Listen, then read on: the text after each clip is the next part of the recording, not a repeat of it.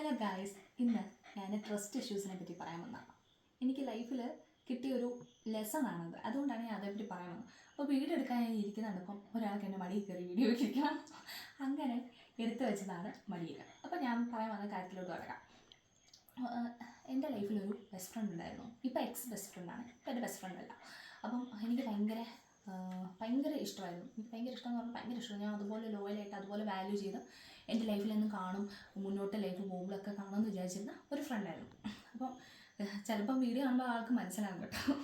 അപ്പം ഞാൻ എല്ലാ കാര്യത്തിനും അവൾക്ക് വേണ്ടി ഡിഫെൻഡ് ചെയ്ത്, അപ്പോൾ അവൾക്ക് വേണ്ടി കൊല്ലും, ആരെ വേണമെങ്കിലും ഞാൻ ഇടി, ആരുടെ എതിരെ വേണേലും ഞാൻ വോയിസ് റേസ് ചെയ്യും എന്നൊക്കെ പറഞ്ഞുള്ള സംഭവമായിരുന്നു. അതുപോലെ സ്കൂളിൽ ഇതുണ്ടായപ്പം ഞാൻ പ്രിൻസിപ്പലിൻ്റെ അടുത്ത് പോലും അവൾക്ക് വേണ്ടി പോയി ഞാൻ സംസാരിച്ചു. അത് കാരണം എനിക്ക് അവളെ അതുപോലെ ഇഷ്ടമായതുകൊണ്ട് കേട്ടോ. എൻ്റെ ബാക്കി എല്ലാ ഫ്രണ്ട്സിനെ പോലെ തന്നെ എനിക്ക് ഭയങ്കര ഇമ്പോർട്ടൻ്റ് ആയിരുന്നു, അതുപോലെ എനിക്ക് ഭയങ്കര ഇഷ്ടമായിരുന്നു.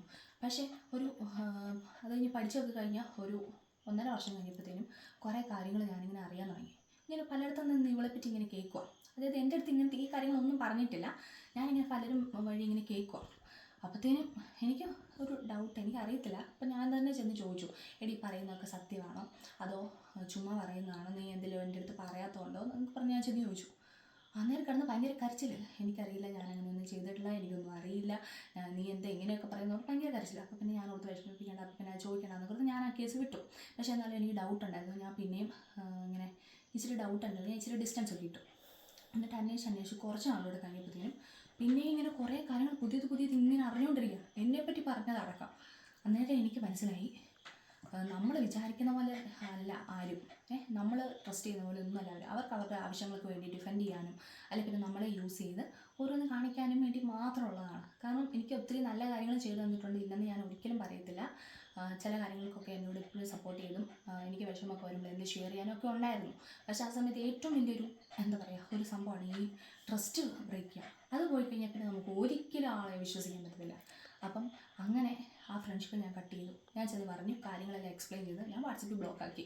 ഇനിയിപ്പോൾ അങ്ങനെ ഒരാൾ എൻ്റെ ലൈഫിൽ വേണം. അപ്പോൾ അങ്ങനെ ആരെങ്കിലും ഉണ്ടെങ്കിൽ ഇപ്പം തന്നെ നിർത്തിക്കണം. ഒരു കുറേ വർഷങ്ങൾക്ക് ശേഷം നമ്മൾ അറിയുമ്പോഴത്തേനും ഭയങ്കര ഹാർട്ട് ബ്രേക്കിംഗ് ആയിരിക്കും. എനിക്ക് സഹിക്കാൻ പറ്റില്ല. ഞാൻ ഭയങ്കര കരച്ചിൽ, ഉറങ്ങുന്നില്ല, എക്സാമിന് പഠിക്കുന്നില്ല, ഒന്നും എന്നെക്കൊണ്ട് ചെയ്യാൻ പറ്റുന്നില്ല. അങ്ങനെ വിഷമിച്ച് എനിക്ക് എന്നാ ചെയ്യേണ്ടതെന്നും അറിയത്തില്ല. അങ്ങനെ ഇരുന്ന സമയത്ത് ബാക്കി വേറെ ഫ്രണ്ട്സ് ഉണ്ടായിരുന്നു കേട്ടോ, എന്നെ മെൻ്റലി സപ്പോർട്ട് ചെയ്യാനും ഹോൾഡ് ചെയ്യാനും വേണ്ടി. അതുകൊണ്ട് ഞാൻ അതിൽ നിന്ന് പോവാണ്. അപ്പോൾ അങ്ങനെ ആരെങ്കിലും ഉണ്ടെങ്കിൽ ഇപ്പം തന്നെ ലൈഫിൽ നിന്ന് ഇറക്കി വിട്ട് അടച്ചേക്കണം. പിന്നെ ഒരവസരം അവർക്ക് കൊടുക്കരുത്.